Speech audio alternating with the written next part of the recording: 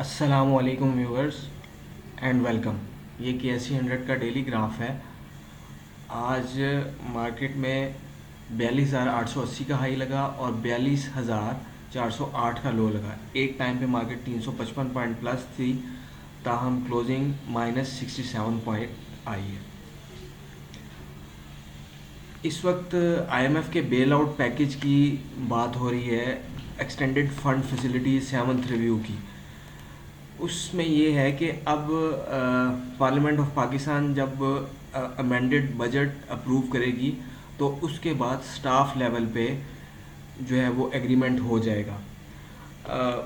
उन बजट की अमेंडमेंट्स में सबसे अहम बात जो है वो टैक्स कलेक्शन के टारगेट्स का बढ़ाना है। जो 422 बिलियन था उसे बढ़ा के 7.4 ट्रिलियन कर दिया गया, जिसमें सब्सिडीज़ का कम किया जाना और जो है टैक्स डिफरेंट एस्पेक्ट्स में टैक्स का बढ़ाना शामिल है।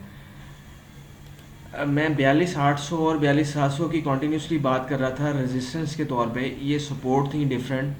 मार्केट ने 3-4 दफ़ा इसको सपोर्ट के तौर पे बिहेव किया था, तो इसे रेजिस्टेंस के तौर पे बिहेव करना लाजमी था टेक्निकल्स के पॉइंट ऑफ व्यू से देखते हैं तो।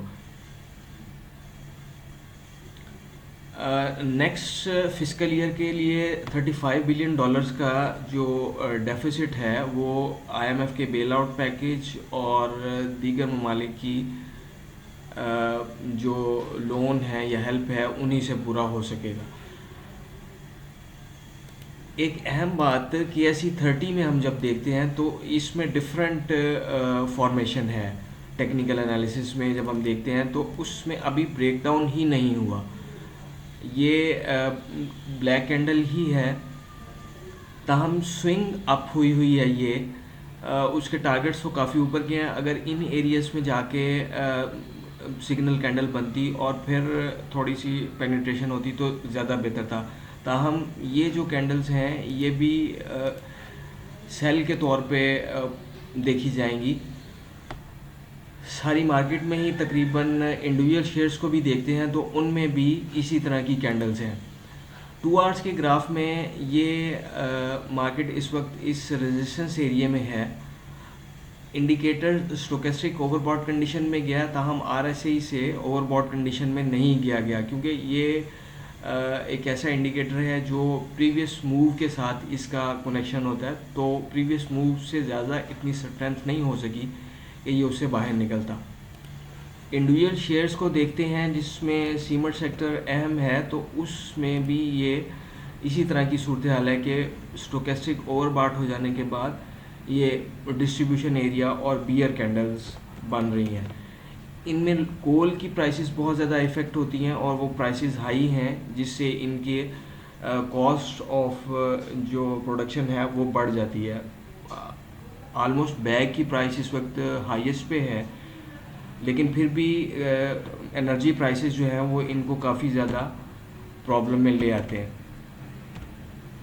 मैपल लीफ को देखते हैं तो ये कंपनी बायबैक कर रही है इसमें शेयर्स, और इस वजह से ये थोड़ा फ्लैट इस सूरत में, ताहम इसका ब्रेकडाउन हुआ है और ये नीचे की तरफ ही टारगेट्स हैं।